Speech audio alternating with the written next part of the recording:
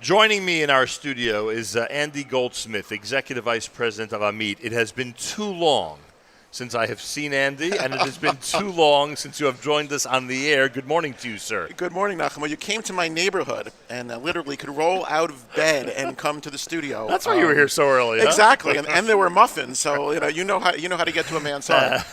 Yes, it's the secret that we know very well. First of all, I have to comment. I've met a lot of people. I was at a wedding recently where a lot of your very loyal board members were. You have an extremely loyal base of support at AMIT and a lot of very proud people, lay leaders, who are thrilled with the inroads that your organization continues to make in Israel, especially in the world of education, or the area, I should say, of education. So you should be very proud of that. I'm sure you are. And even though you haven't been with us for a while, we should not suspect, nor should our listeners, that the organization is not thriving and moving forward really nicely. It's interesting. AMIT leaders are passionate. Oh, yeah. I always make the joke, it's like the mafia. Once you're in, you're in. And it's very interesting because right now, every 4 years, unlike a lot of other Jewish organizations, we actually change our leadership. It's by board mandate. Every 4 years, we have a new slate, a new set of officers come on, new set of board members. And right now, we're in that transition period. So we're seeing some of our people, even a whole new crop of people coming in. But that must kill you when certain people walk out. It's really tough, but the culture of AMIT is such that people, when they come in, they know that bringing in new blood, bringing in new people is part of what we do. But right now, listen, I'm hijacking your program right now. Okay, I want everybody listening, Nachum's program is being hijacked. I want to talk a little bit for the Foundation for Jewish Broadcasting. Wow. All right, because I am one of the silent majority who listen but have never given money before. Okay? Wow. And you're willing to admit it. And I feel bad about that. So right now, I am becoming a major donor of the Foundation for Jewish Broadcasting with my with my gift to you. Thank you very much. But this is my thinking, because I've listened to your show for a very long time, and I got to say, we live in a world where our community is torn apart by so many things. And you've done this remarkable, almost miraculous thing of building a virtual Jewish community. I travel the Jewish world. That's my job. I'm all over. Wherever I am, the Nachum Segal Show is this common denominator. This network is this where you can start a conversation. Did you hear about it on JM and the AM? It's remarkable. So first of all, for that alone, it's worthy of support.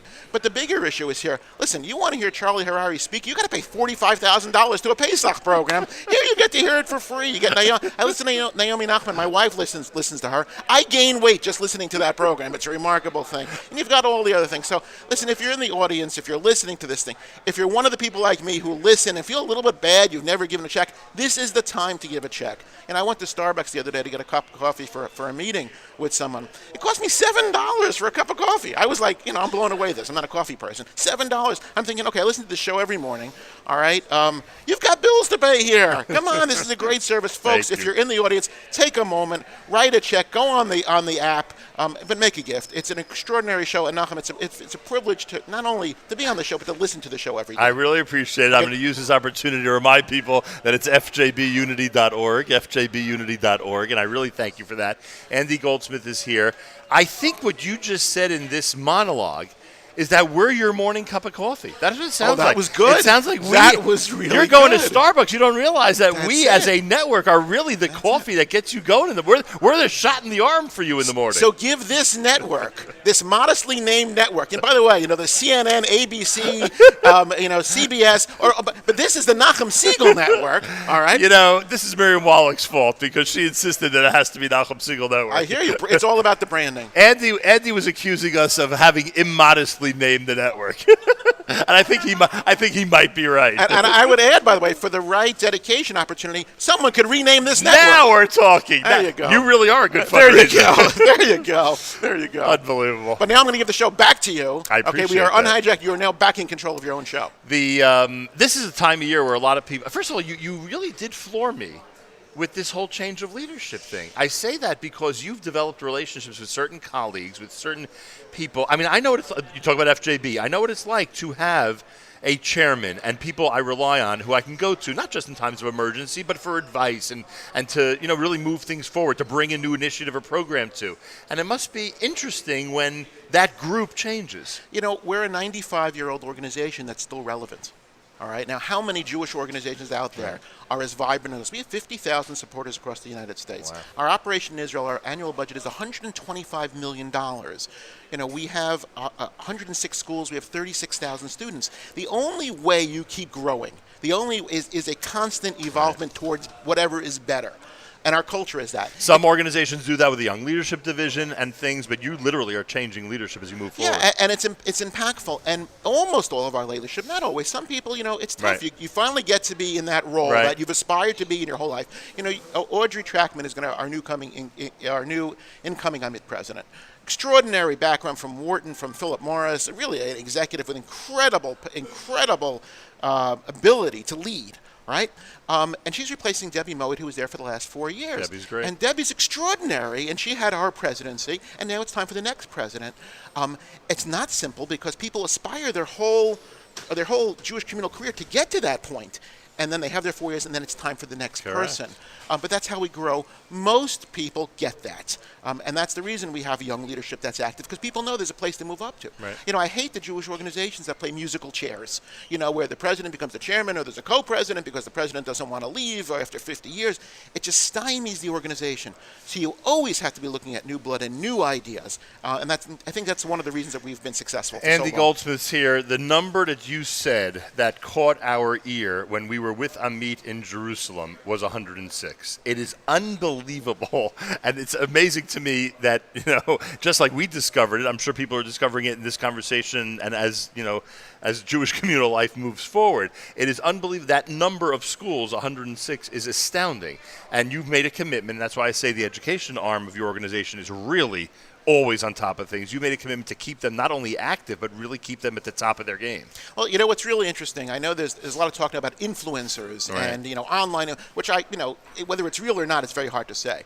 30% of the Ethiopian student population in Israel is educated by AMIT, by us. 30%, which really makes us a societal influencer. Now, I was in Israel last week when they had this terrible either accident or crime. We don't know exactly what it is. It'll work itself out. But the anger that was there, the protest that is palpable. Now, those are our students. 30% of those kids, those elementary school and high school students, are our kids. And we're now saying, okay, how do we respond to that? How do we educate our kids so they're not the ones in the streets, causing it? They're the ones who are going to build the next Israel, be members of Knesset. Exactly. And be rabbis. Exactly. And that's our challenge, and that's what we've done. Now, the good thing is we've done it before. We did it with the North African Aliyah. We did it with the Russian Aliyah.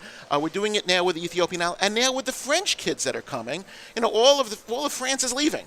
Okay, they're leaving. They're coming to Israel or going to other places. And what's extraordinarily interesting about it for us is previously you had populations that would come from really bad places that were so thrilled to be in Israel. The French teens are different. They were pretty happy where they were, and they're being forced to go to Israel, and they're not so happy about it. And we get them in high school, which is a wonderful age, where everybody's well adjusted. Is that what the educators tell you? So you have a school where you have 1,000 high school kids, and suddenly you're getting 300 French kids. And our responsibility is to integrate them into Israeli society. And that's the kind of stuff we struggle with. But it's an extraordinary time, Nachum. I know you're in Israel sure is. almost as much as I am. It's an extraordinary time, and you get the opportunity to meet the doctors and nurses and meet the rabbis and meet the members of Knesset, all who came from your schools. Yeah. You get to see all these people, lawyers. I mean, you get to see some people who are really making a difference in Israel, who are part of the 3 million presidents, right, that we talked about before. On the micro level, it's incredible, but the micro level doesn't tell the whole story.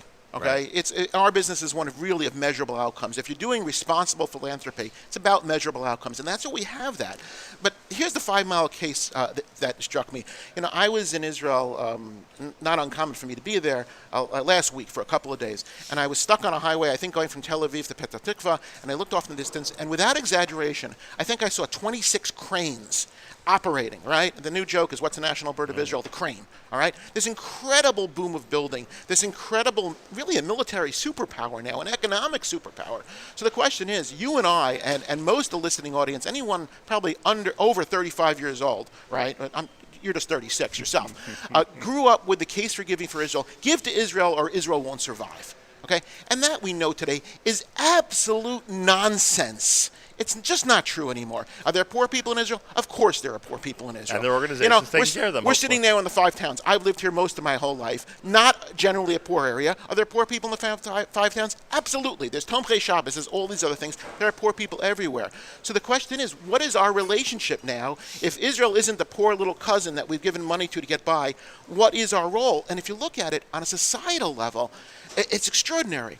On one side of the population, you have a Haredi population, which, and this is not a judgment at all, which doesn't identify with the values of the state of Israel. They've cornered the market on Talmud Torah. It's unbelievable what they've done for Talmud Torah. It's a renaissance like we've never seen before, I would say, since the time of Shlomo HaMelech. It's unbelievable. But they have blinders on the Talmud Torah, and that causes other issues, right? On the other side of the population, you have a Haredi population, which also less and less identifies with the values of the state of Israel. You want a proof of that? Go to a coffee bean and tea leaf in LA, sit there, the language you're going to hear is Hebrew, because they're leaving. And we're the middle. AMIT is that middle. 99% of our students are going on to national service, are going on to the army, are going on to university. They're the builders of the country. So the question isn't... And are going to live the rest of their lives in Israel. And they're committed to it. Yeah. Like, you cut them open, little 100%. Israeli flag icons bleed out sometimes quite literally. So the question is, what is this country going to look like 5 years, 10 years, 20 years from now? And that's where we are playing that role. And that's what's extraordinary about Not what we're always, doing. by the way, the easiest pitch. A lot of times people don't realize that this investment is literally going to change and help the state flourish down the road 10 years from now. As you say, people don't always realize that. You have a core group of people that gets that understands the importance of it. If you're serious about your philanthropy, if you take it really seriously, you look not for the short term, right. Okay, here I get my plaque. You look for the long-term investment. And one of the things that makes it's so incredible. Is I'm able to go to a supporter and go to our members, and we have extraordinary members around the world who recognize that, but say, hey, make this investment with us, and I'm going to show you at 1 year, 2 years, 3 years, the impact that you made. We took a bunch of young men and women from Sderot, which is a tough place to live, not just because they get rocket fire every 14 minutes, or and have 12 seconds to get to a shelter, but because it's a poor city. And the kids in Sderot, and the kids in Kiryat Malachi, and 70% of our kids in the AMIT network come from areas like this. They don't get the same opportunities as the kid in Renana. Let me tell you something. You take a 5-year-old kid from Renana and a 5-year-old kid from Sderot, at the start of their education, they're in exactly the same place. They're just as smart. They're just as capable. It's a question of what opportunities do you give them. And that's where we come in. We give them those opportunities, and they astound us with their capability to perform. It's incredible. And you really do have one secret weapon when it comes to convincing people to be supporters and to move forward with you, and that is if they come and visit a school with you. Because we have heard, directly from your, like I say, your colleagues and lay leaders, we have heard what kind of transformative experience that's been, just seeing what goes on in the classroom and actually realizing as you sit and stand there that this is the future of the state of Israel right in front of you. The amazing thing is, by AMIT, no child left behind isn't a political slogan. It's our policy. Right. And we live and breathe it. Like you said, when we bring our people to our schools, Israeli kids are not shy about telling you their opinions. Okay? And I'm going around with people, and I'm showing them the school, and I stop random kids, and I probably stop at this point a couple of thousand kids, and I say, tell me what you like about the school, and then tell me what you don't like about the school. And without fail, and this is incredible, you think about in the age of Jewish education where we're spending money on facilities and in curriculum and on all the iPads, everything. Without fail, and I mean thousands of conversations, every kid answers the same thing. It's my relationship with my teacher. All right? It's that personal one-to-one. And everyone in the listening audience, everybody had that one high school teacher. I hope you did.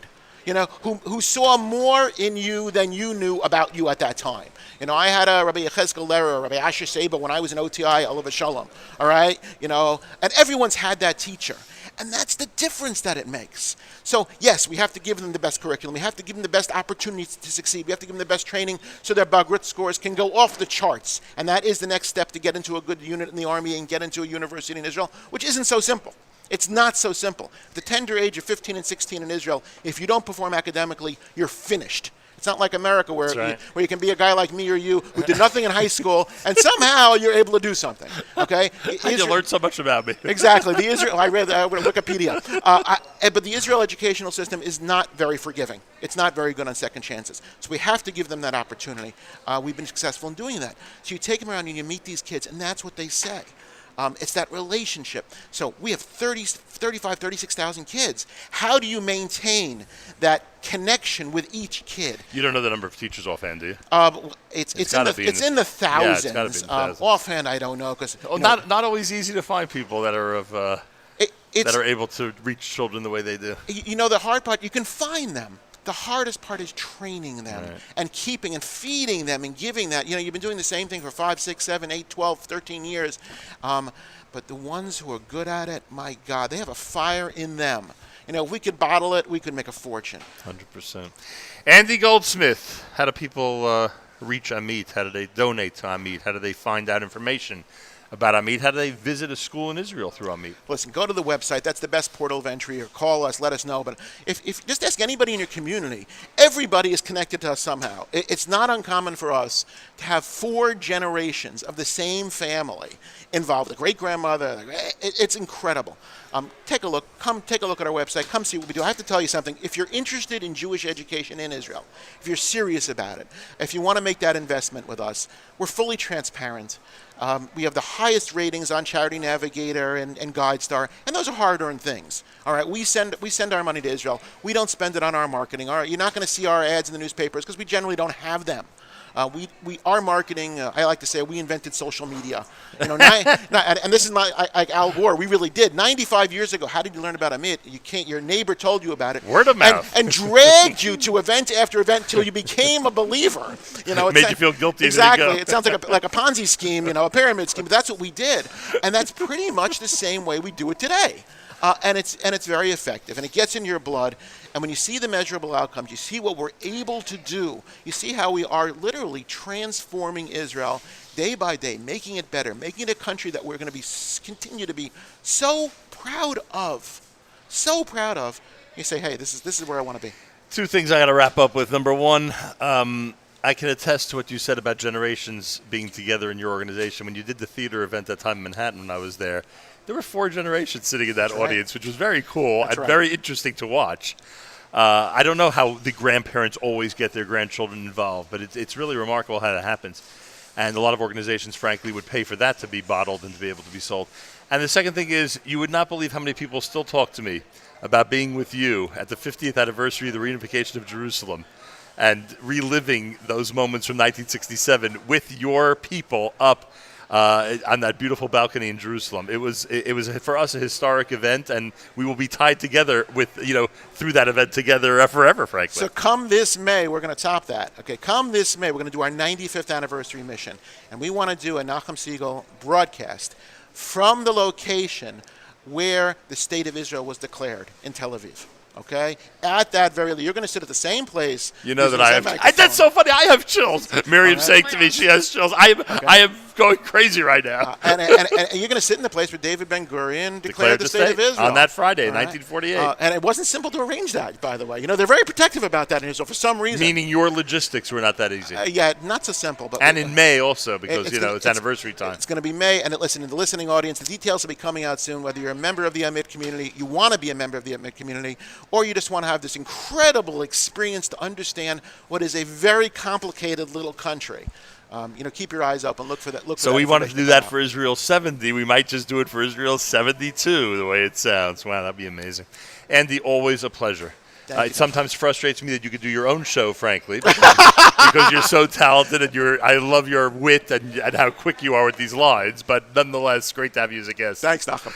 Andy Goldsmith, everybody, search AMIT online and follow Andy's example. He walked in here completely unbeknownst to us and became a donor to the Foundation for Jewish Broadcasting, and he is asking everybody to follow suit, and you can at fjbunity.org. More coming up. You are listening to a Thursday morning edition of JM and the AM. You know where we are? We're at Gotta Get a Bagel on Broadway in Woodmere, New York, and one of the great celebrities of the Jewish world, Aryeh Kunstler, is next at JM and the AM.